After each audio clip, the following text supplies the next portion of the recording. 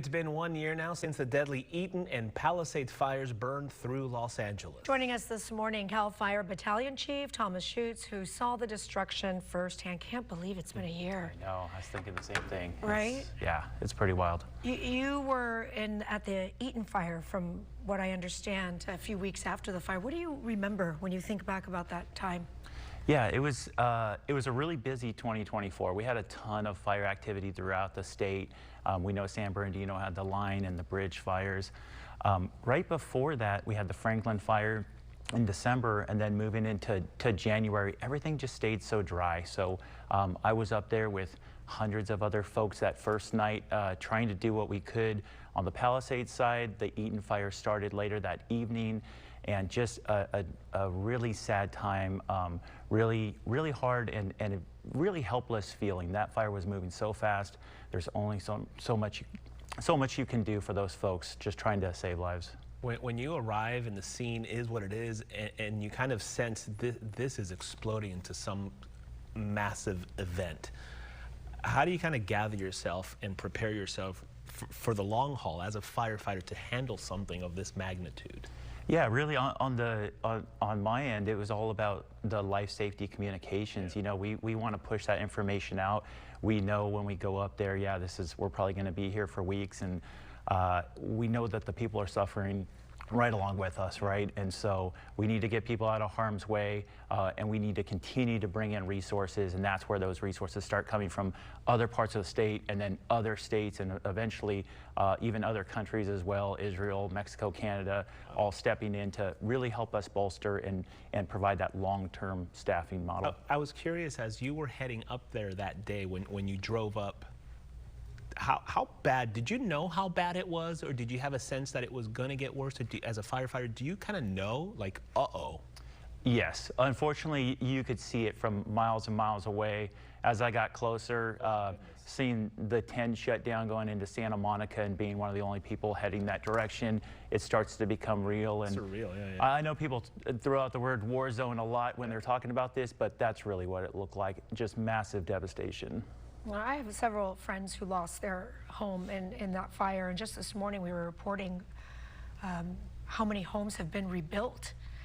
And I mean, anybody could have told you from when this was happening. I was watching it going, there's no, how are they going to rebuild all of this? How many report homes? It was 900 out of 12,000 that are being rebuilt, but there's only right. like less 10. than 10 like, that's actually been rebuilt. Oh, it's sad, and you look at, you know, folks look a lot of times towards the government, but there's a lot of logistics in it. I mean, everybody hit the ground running after things were done, trying to clear that debris, trying to keep things safe on the watershed side, and trying to get the permitting process and everything going through. But you're also rebuilding structures to a different level than they were rebuilt before. You're competing for resources on the construction side, and it just leads to these delays that unfortunately has kept people from moving back into their homes.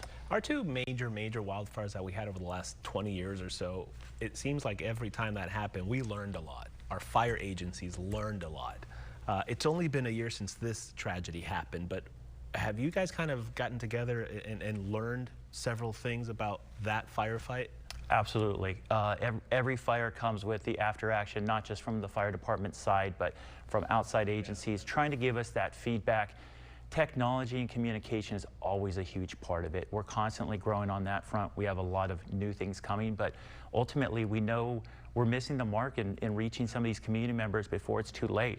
I think as a community, we really got to continue to build up our fire safe councils and our community emergency response teams, because the average age of the person who died in those LA fires was 75. And so there are folks who are unable to make an evacuation plan and affect an evacuation plan, and we got to make sure that we're taking care of our neighbors, taking care of our family members who might not be able to take care of themselves when the world's falling apart.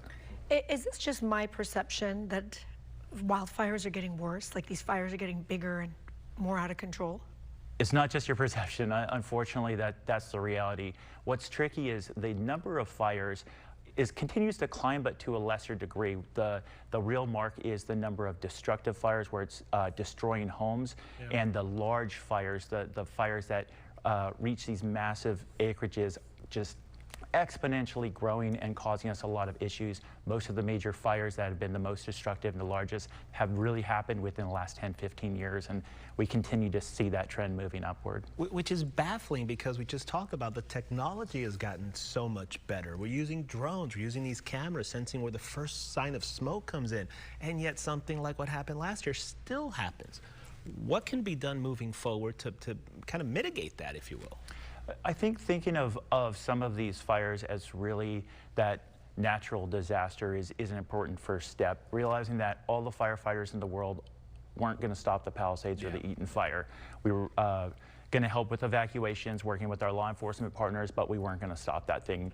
These wind-driven fires are continuing, the fuels dry out and cause us a lot of issues. And so really, I think that awareness and putting that onus back on folks to evacuate early, to have a plan and know that we are going to be there in full force, but that may not help you in your moment of need. Right.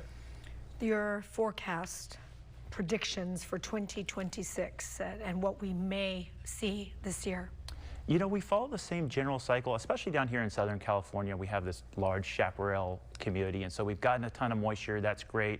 The moisture in the brush builds up, and that continues to dry out over the season. We're lucky that we've seen a lot wetter winter than we have in past years, so that really buys us some time. We know that it's gusty winds today, but those winds aren't going to turn into a major fire event because we have the moisture. What happens is as we move into spring and summer, that moisture obviously starts to dry out and causes issues. So really, our hope is that it continues to stay wet as long as possible. But by the end of the season, we're really living weather event to weather event. And those Santa Ana winds have the ability to overcome a lot.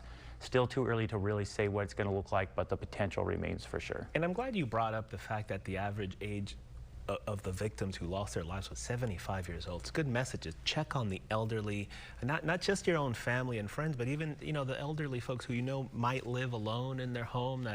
Who's checking on them when something like this happens? Very good reminder of that. Chief Thomas Schutz, we thank you.